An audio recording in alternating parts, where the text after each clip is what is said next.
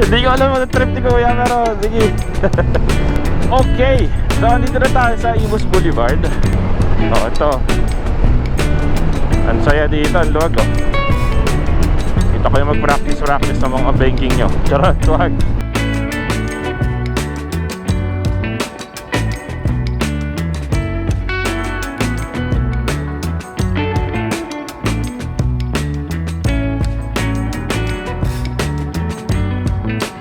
Makas yung ano hatak. Parang lang. Pero yung vibration still the same. Ang sarap magmotor.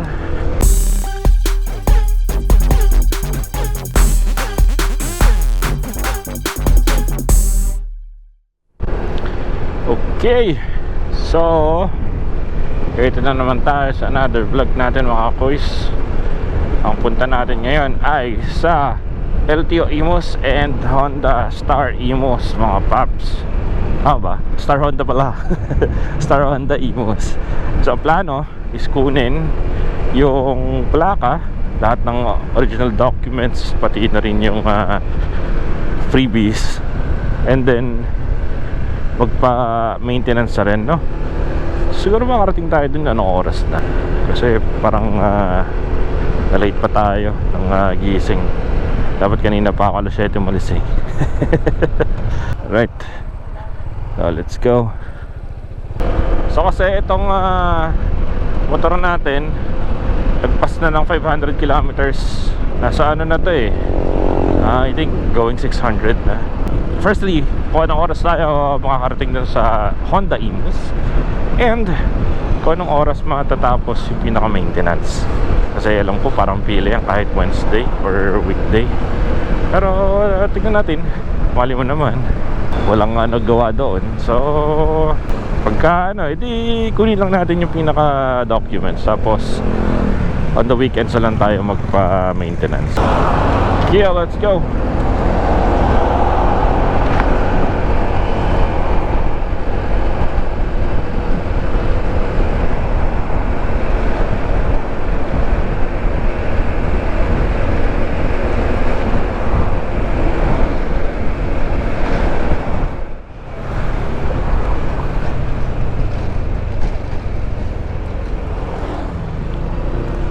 Alright, ang sarap magmotor. So baka mula yun lang. GG. Pero sana hindi. Pero may nararamdaman na ako mga patak-patak eh.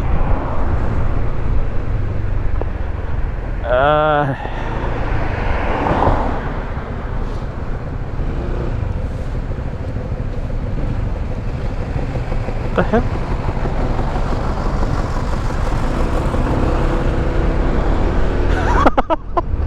Hindi ko alam ang trip ni Kuya, pero sige.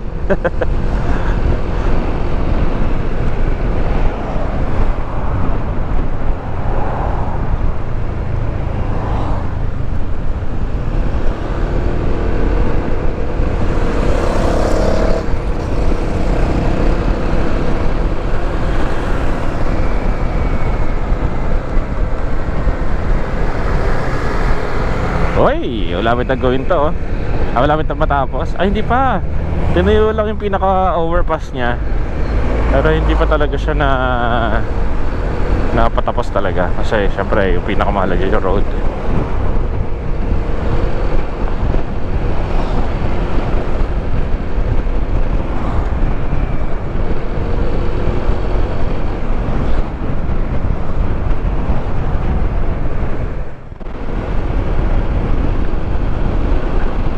Okay, so andito na tayo sa Imus Boulevard. First time ko dadaan dito as motorcycle rider. So ito ay open roads, no? I mean, as in hindi siya ganun ka traffic. Hindi tulad dun sa Aguinaldo Highway. Dito kasi walang mga stoplight, ganyan.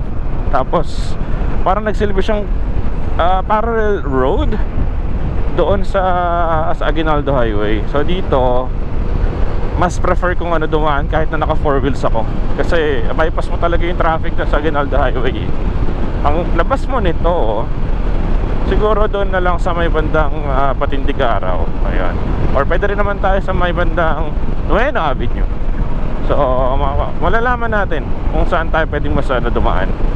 Makikita naman natin kung traffic doon sa may bandang dulo. Ayan.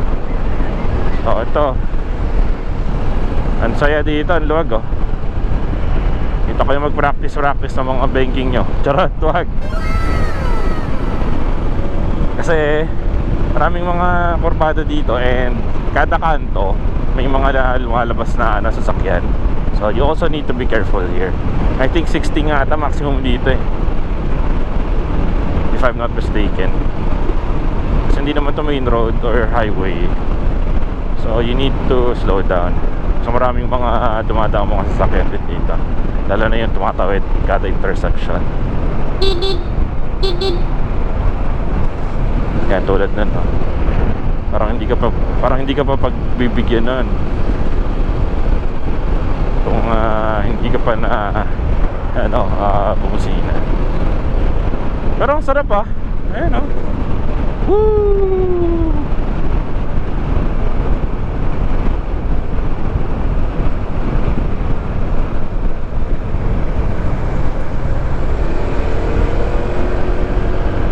Nice. Open yan natin. Ayan. Close visor muna tayo kasi masyado na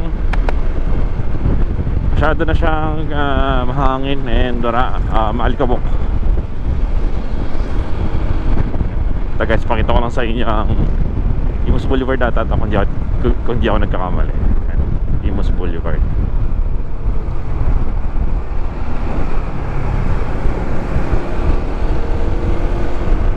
Kayo ba? Kasi ako first time akong nagmamotor, di ba? So sa mga ganong kurbada, tuwing kailan ka mag-brake? Any suggestions from the veterans ng ating mga motorcycle roads, motorcycle bodies? So kailan ka mag-brake and kailan ang magandang time para mag-banking, ganyan? Or kailangan mo ba mag-brake habang lumiliko? Kasi ako, for me, parang ayaw ko mag-brake habang lumiliko kasi for sure baka hindi yan kumagat yung gulong, lalo na pagka yung likod mo is hindi naka-ABS, diba? Itong kasi ADV, harap lang yung naka-ABS. So for me, ang ginagawa ko pag nagkukurbada, brake before the curve, tapos during the curve hayaan ko lang or mag-rev up ako para yung momentum is built and kumapit pa rin yung gulong by revving. So ayun.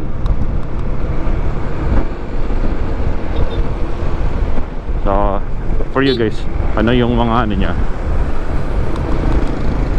Ano yung suggestion niya? Sarap dito.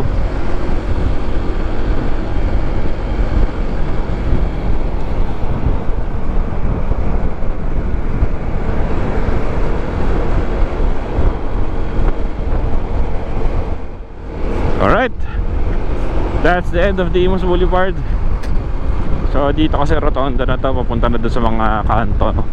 Kunyari punta ka dito sa Malagasang or something, basta ganun. So doon tayo sa second exit na to.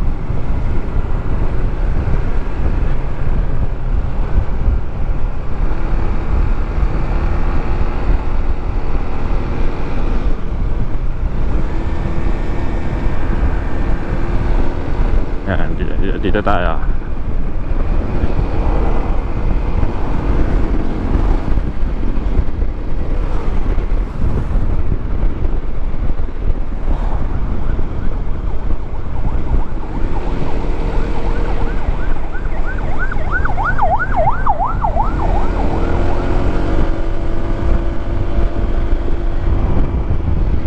Alright, so ito na yan guys. Itong labas nito is SM Imus. Ayan, hypermarket lang siya, pero ito yung SM sa Imus. Yun. Hindi ko nga alam kung hypermarket yan eh. Basta SM Center siya. Tama ba? Basta SM sa Imus.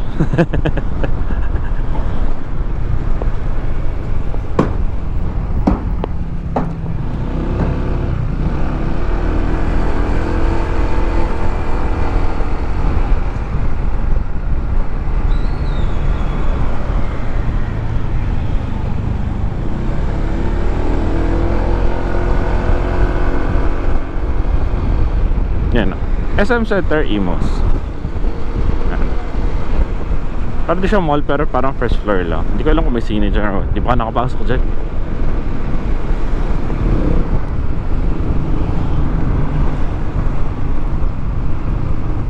Nangingimay na yung kamay ko. Ang vibrate tol. Ito may something doon sa unahan. Naka-hazard. Parang ano kaya nangyari doon? Ay ay ay.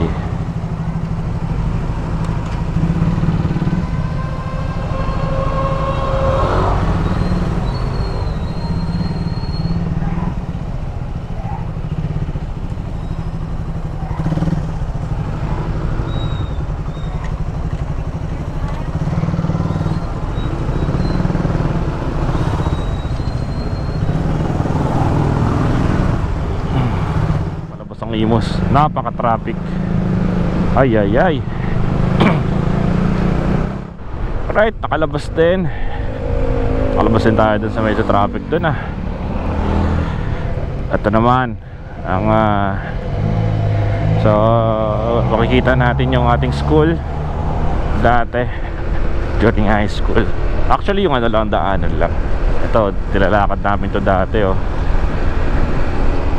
Yan. Wala pa Alphamart ata dyan dati eh. Kasi ito may computer shop dyan dati. Dito kami naglalaro dati ng ano, PC. Mga tumatakas sa klase. Charot. Hindi, pag mga ano lang intrams ganyan, mga walang pasok. Pag pwedeng ano lumabas, labas kami. Tapos maglalaro kami dyan. Ito dito, Dimasalang Subdivision. Ayan. Ngayon, NCST na siya. Ayan, ito sabi mo nilalakot yung mula dun sa loob hanggang doon sa ano, Nueno Avenue. Lalakad ko siya. Ito lakad namin to kasi ewan ko, nagtitipid-tipid pag sa tricycle kasi ang mahal eh. Tapos kailangan parang 10 or 15 pesos dati. Tapos kailangan 4 kayo or 3. So mag-iintayan pa kung mapupuno or ano hindi. Eh paano pagka gusto mo na ka na umuwi? Tapos minsan nagkakaubusan yung mga tricycle. Tapos traffic. So langhap po lahat ng mga usok dito. Ngayon ito may mga ganito na oh. Ito na oh. Dating parang ihawan dito naging ganito. Or tama ba? Ay ito pala. Ito ata yung ano, ihawan dati. Yan. Ngayon wala na. Sarap ng mga ihaw nila dun eh.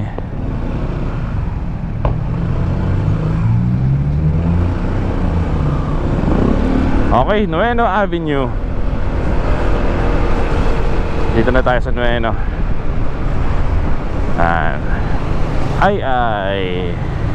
Imus Institute. So, ngayon naging Science and Technology, IAST. Yan, alma mater dati ng high school. Nice.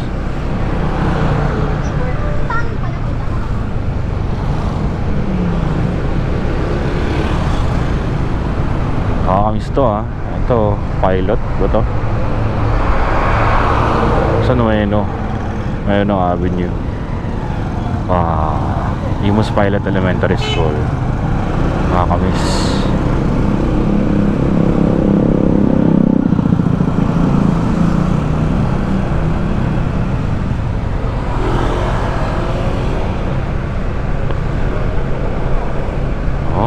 Parang memory lane to ah.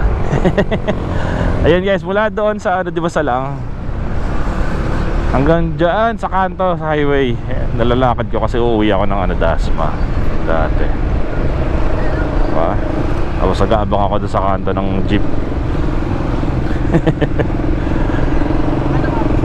Nakakamiss tong ano na to lugar na to Right, next destination natin malapit na yung ano, Star Honda. Rekta na tayo doon. Let's go. Gusto ko lang palang kunan no. Ito na yung bagong City of Imus Public Market. Ayan oh. Ang ganda na.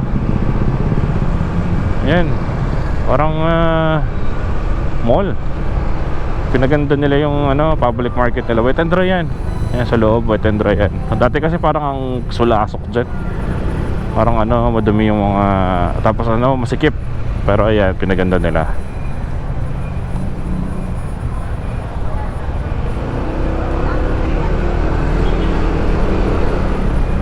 Habol.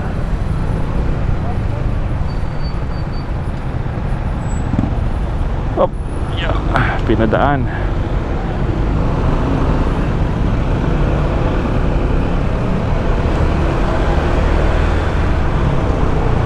Okay, focus ulit tayo sa driving.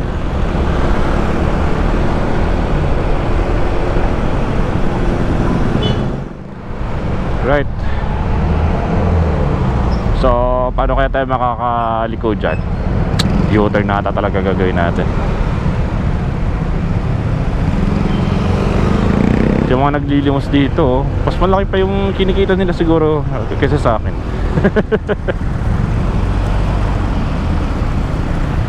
No U-turn. Okay. I think pwede na dito. Hindi naman tayo mag-U-turn eh. Kaliwa lang tayo. Ayan. Kaliwa tayo. Tawid.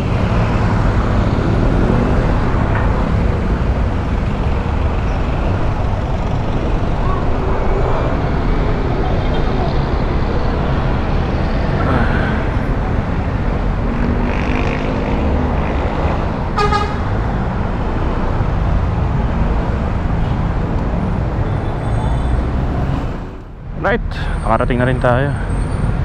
Let's go. Buti na lang, hindi naabutan ng ulan.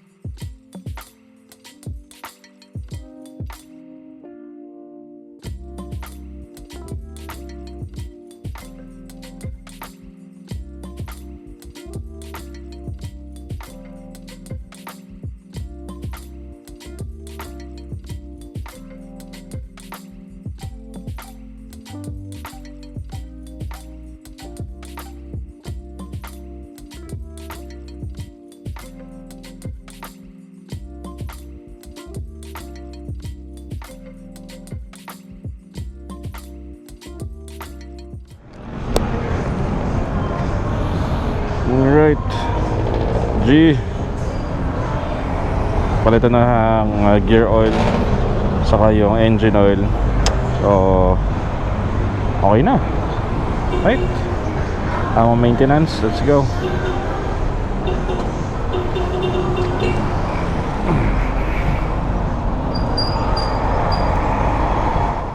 Let's go. Sana hindi tayo maabutan ng ulan. Just Lord.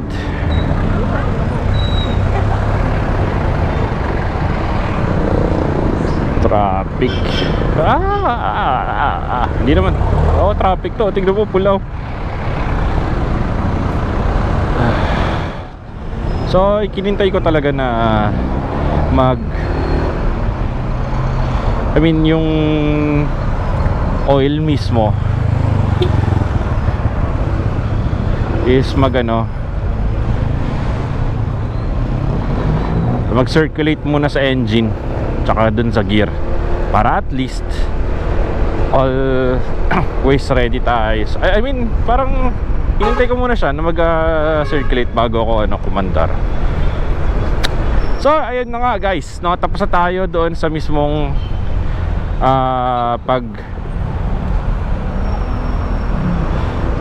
first maintenance natin, 500. So naka 581 na kasi tayo. Ay, traffic.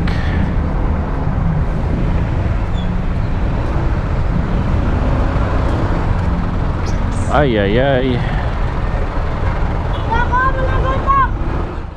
So ayun, tapos na nga. Inuulit ko, tapos na nga ating first maintenance 500. Sabi ni kuya is pwede daw tayong mag change oil ng 2,000 na lang daw, 2,000 kilometers.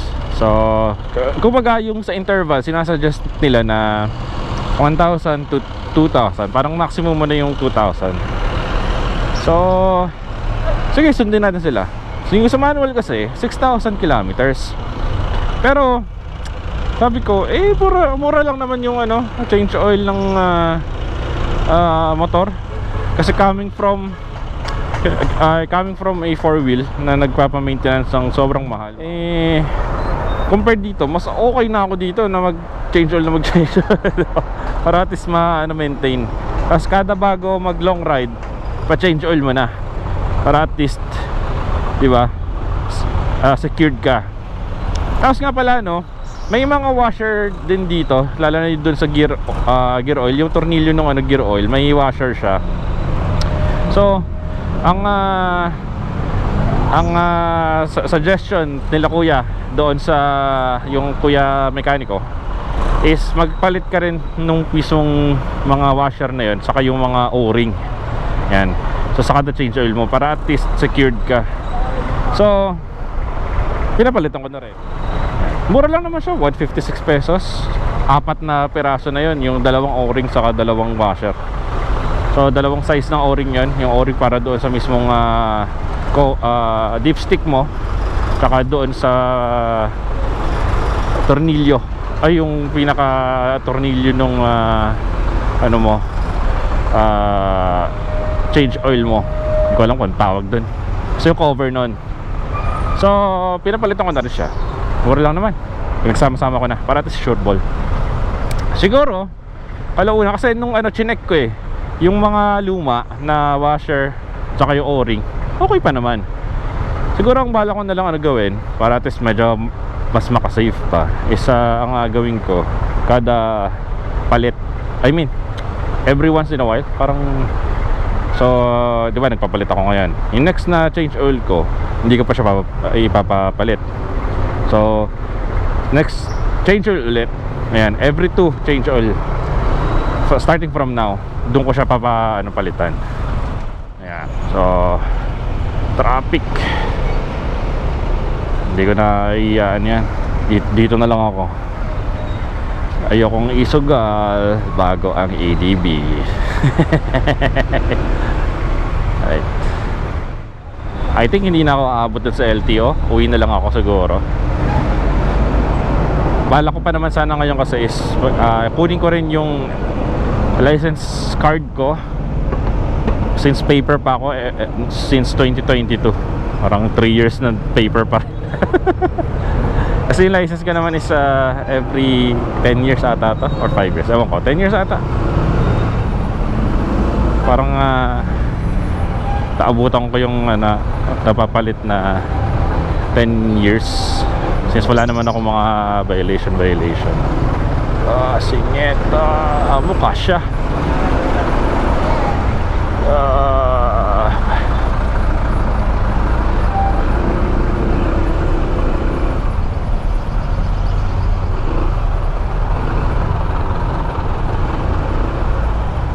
Kasya.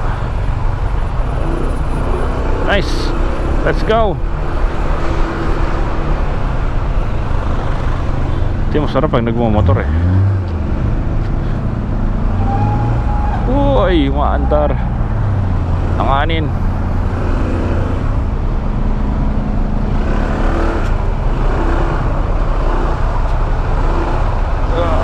Kasya. Kasya.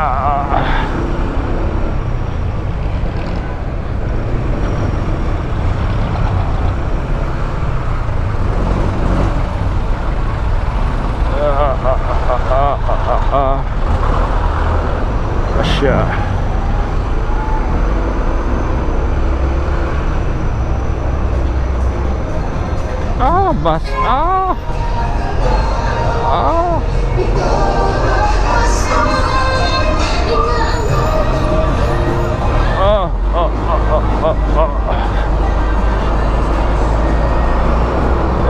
ADB, let's go.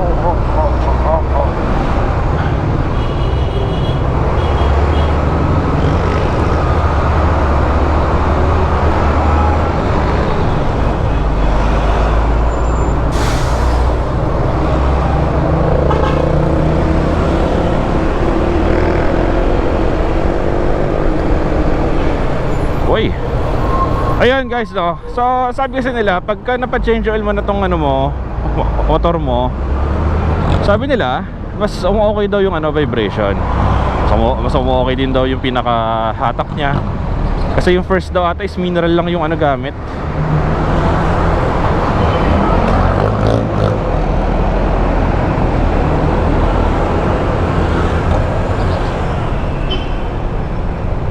Parang hindi ko trip. So far ngayon sa pag-ano ko dito, sa observation ko, I think lumakas yung ano, hatak. Parang lang. Pero yung vibration still the same. Parehas pa rin. So ma-vibrate pa rin talaga ang KDV kahit na nag-change oil ka. Siguro dahil same oil yung gamit, or ewan ko. Sabi kasi nila mineral lang daw yung gamit itong first mo eh. Hindi pa siya synthetic. Kaya dito sa dito sa bagong oil na to na synthetic, dapat daw ewan ko dapat to is magiging mas okay siya. Pero so far naman siguro yung hatak yung pinaka nagbago. Yung vibration same.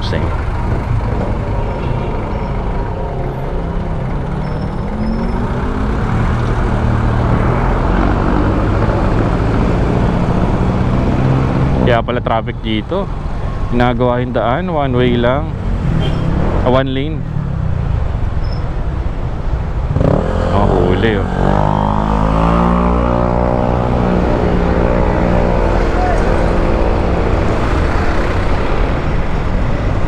Pwede pala magpadaan doon.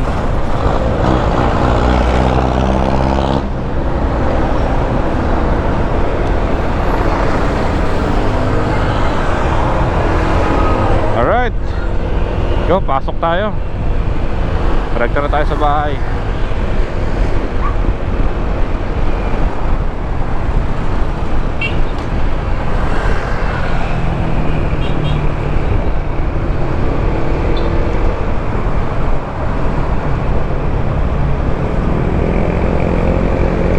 May mga ano dito, helmet oh, mga motorcycle shops na pwede nating pagbilhan.